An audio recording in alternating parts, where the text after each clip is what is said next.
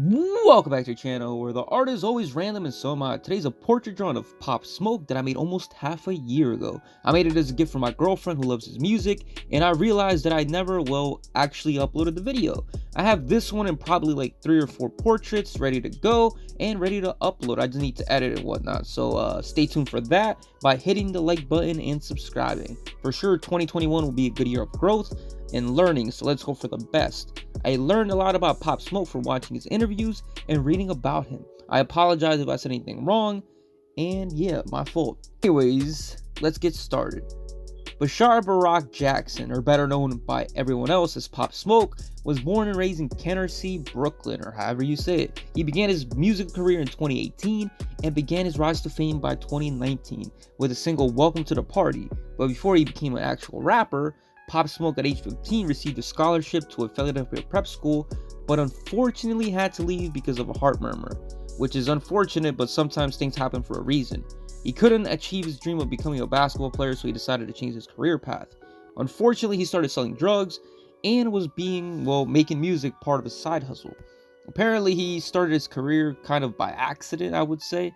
So what do I mean by this? Well, he was always a fan of 50 and other rappers like him. One day while being in the studio with his friend passed out or something like that from being drunk or on drugs or something, and just Pop Smoked into the studio.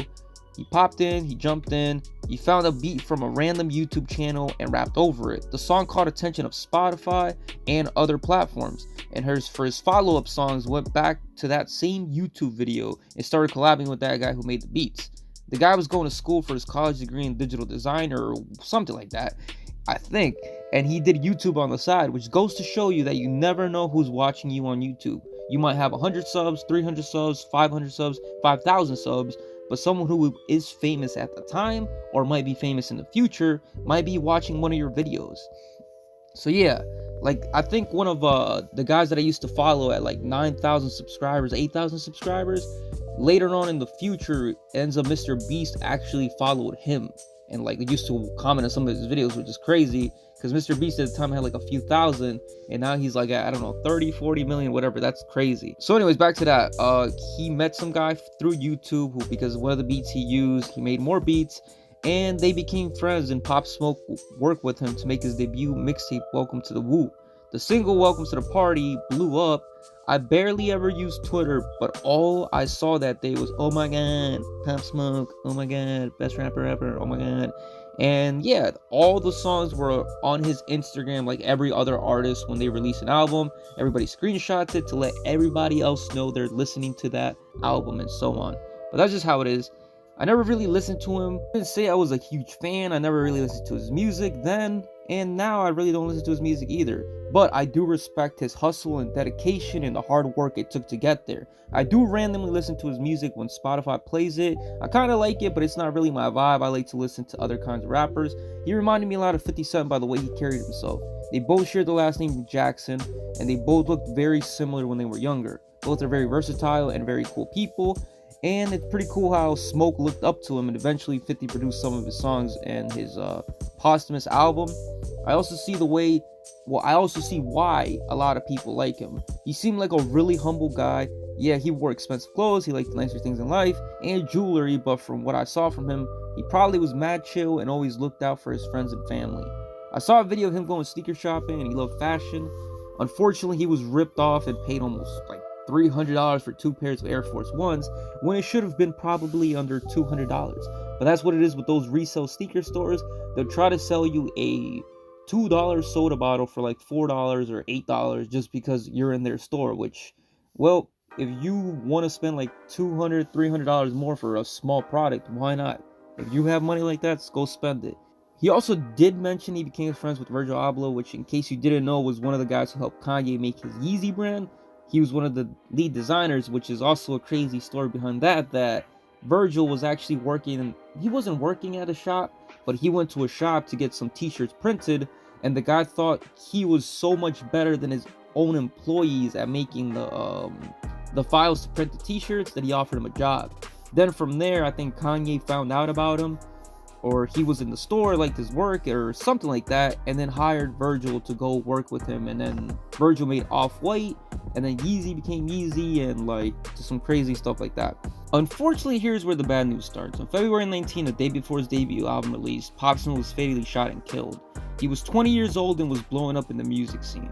He had a great potential and everyone saw him as a long-lasting artist of the future. Apparently he was in his LA home as some guys came in his house early in the morning. It was thought of as a home invasion, but nothing was robbed, and out of a house full of people, he was the only one shot. Nothing was stolen, which led people to believe it was planned. A theory behind this was he apparently rented a Rolls Royce or some expensive $400,000 car, I forgot, and took longer than expected.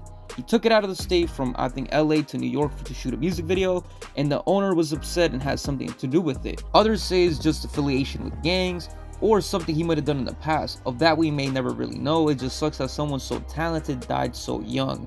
I remember going to New York this summer for a week, and that's all I heard, non-stop people blasting his music.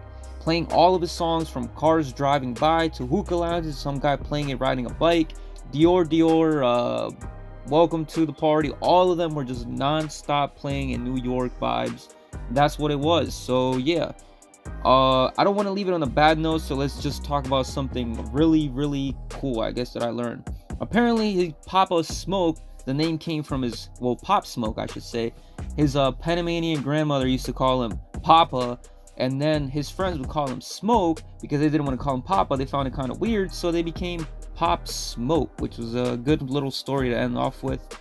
Anyways, not much else to say here besides hopefully you learned something about Pop Smoke today. Unfortunately, he died so young. He was so talented. He was up there with Lil Peep, XXXTentacion, and many other artists who just passed away, like Juice WRLD, just very young. And it sucks that it happens, but that's just the way sometimes things are. And hopefully other people learn from everything that's going on and just become better, and hopefully more safe, more security guards, and less drugs and all that crazy stuff. But yeah, like I said, hopefully you like the video. If you like what you see, like, comment, and subscribe to help me out, and subscribe for more. I'll do a few sketchbook series episodes before I upload a little Peep drawing, or maybe just some random portrait sketch that I made, I don't know. So yeah, thanks for watching. I'm out.